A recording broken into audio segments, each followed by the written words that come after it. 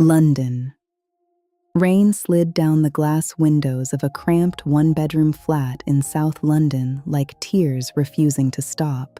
A 20-year-old comforter hung over a chair, a kettle whistled, and in the corner of the tiny apartment, a young black woman sat in front of an outdated desktop computer inside the university tech lab after midnight, with her baby asleep in a laundry basket beside her. That woman was Kaya Jones. She was 19, abandoned, pregnant, and already learning that promises from men could disappear faster than opportunity.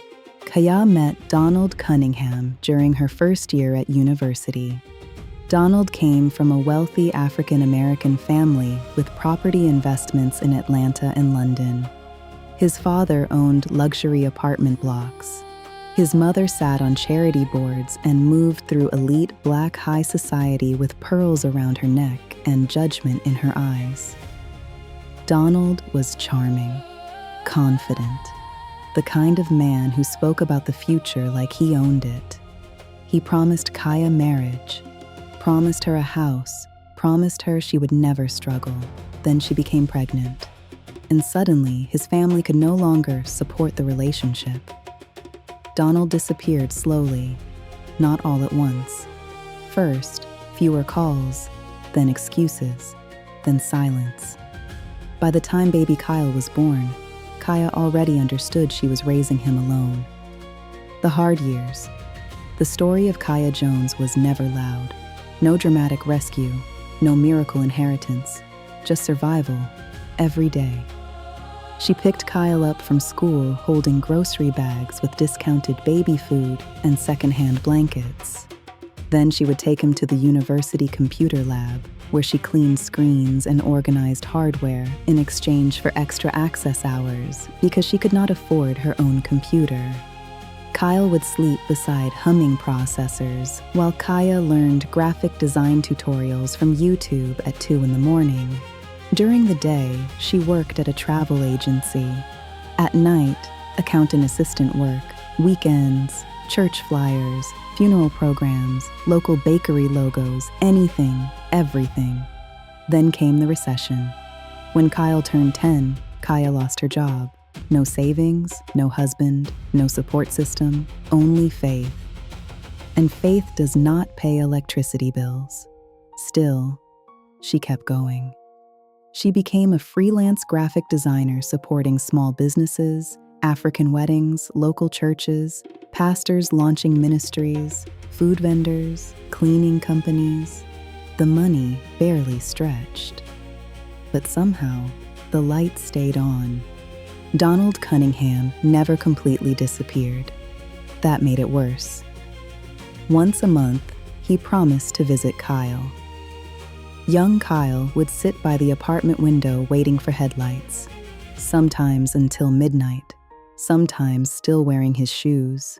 But many nights, Donald never came, because Donald had started a new family, a wife, a son, then a daughter. A perfect-looking life posted across social media with matching Christmas pajamas and vacations in Dubai. Kyle noticed everything. Children always do.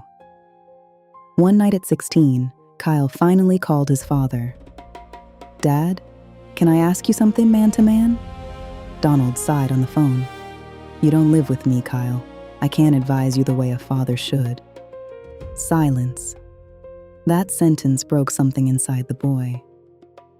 Kyle sat on the edge of his bed, staring at the wall, while tears rolled down his face quietly because he never wanted his mother to hear him cry. But Kaya heard. Mothers always hear. That night, Kaya cried in the bathroom with a towel over her mouth so Kyle would not hear her too. Because her greatest pain was not poverty. It was watching her son grow into a man without one beside him. The church that didn't see her. Kaya became a respected deacon at church, always serving, always giving, always smiling. Yet nobody really saw her loneliness. In church circles, married women were celebrated. Single women were observed carefully, especially beautiful single women. People respected Kaya, but they kept their distance. No invitations, no real support, no covering, just assumptions. Kaya once sat in her pastor's office, asking for mentorship for Kyle. "Pastor, he needs strong men around him." The pastor nodded, promised help. Nothing came. Another silent disappointment. Pain became fuel. Kyle Cunningham graduated top of his class in cybersecurity and artificial intelligence from Massachusetts Institute of Technology. First-class honors, relentless focus, no distractions, no entitlement. He built a cybersecurity startup with his 2 university roommates from a tiny apartment filled with pizza boxes, sleepless nights, and code running across 6 monitors. Their company protected banks from AI cyber attacks.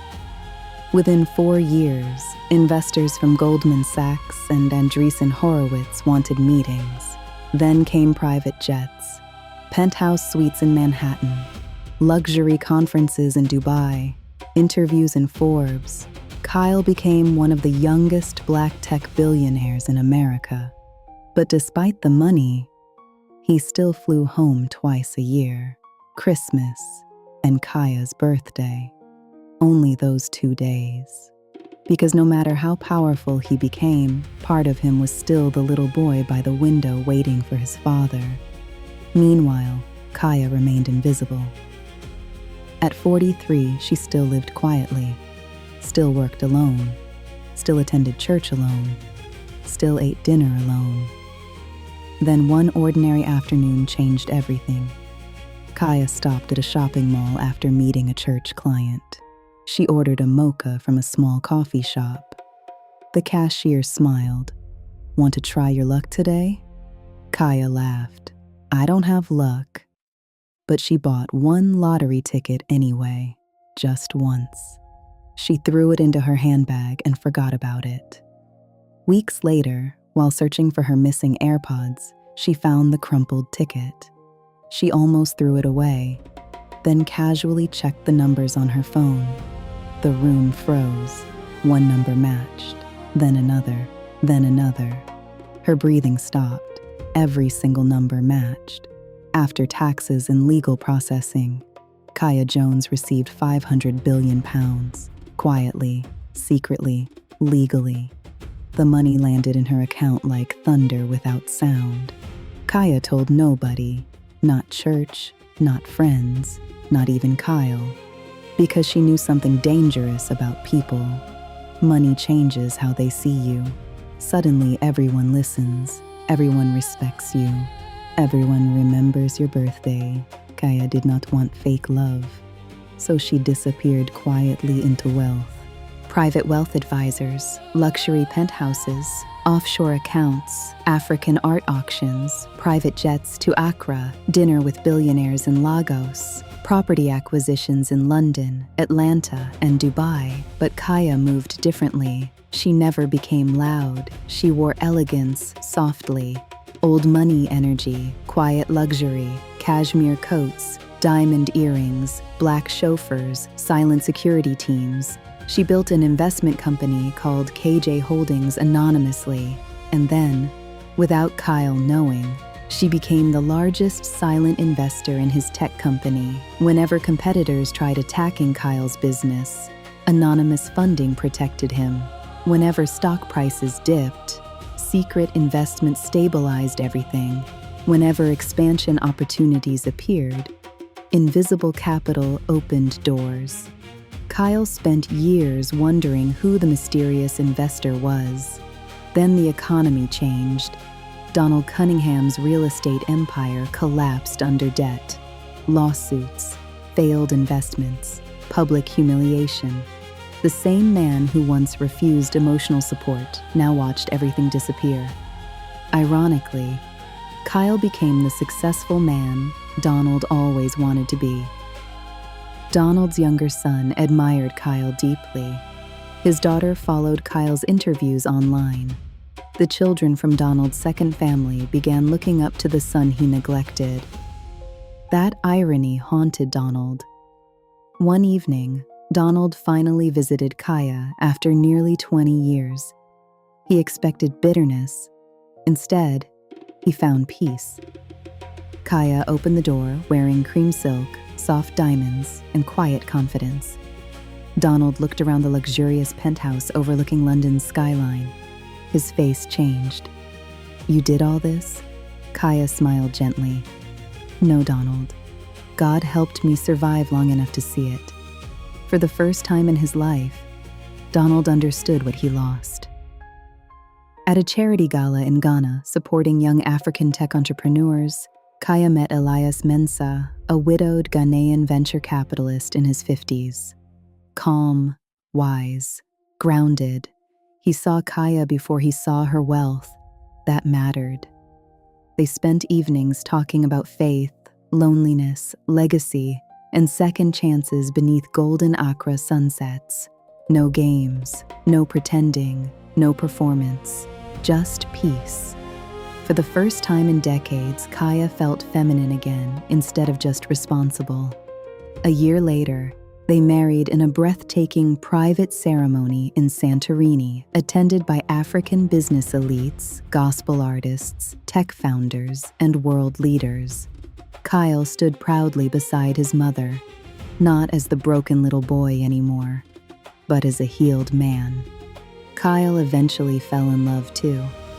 Not with a socialite, not with an influencer, but with Amara Cole, a brilliant Nigerian-American robotics engineer who challenged him intellectually and emotionally. She saw the exhausted human behind the billionaire image.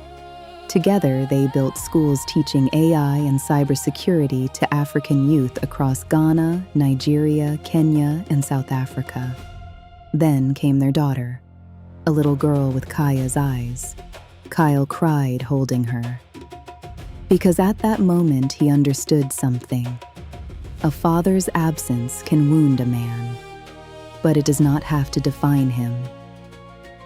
Kyle promised his daughter something silently that night. "You will never wait by a window for me." Years later, during a board meeting worth billions, Kyle finally discovered the identity of the mysterious investor who had protected his company from the shadows. KJ Holdings, Kaya Jones, his mother. The woman who once carried baby food and blankets through London rain had secretly become one of the richest women on earth. Kyle sat speechless, then laughed through tears. "All this time, it was you?" Kaya smiled softly. A mother never stops building for her child. The world celebrates loud success, but some of the greatest people build empires quietly while carrying pain nobody sees. Kaya Jones learned that abandonment does not cancel destiny. Kyle learned that broken boys can become whole men. Donald learned that money without responsibility creates regret. And together, they discovered this truth. Legacy is not what you leave your children. It is what you pour into them while they are still watching the window.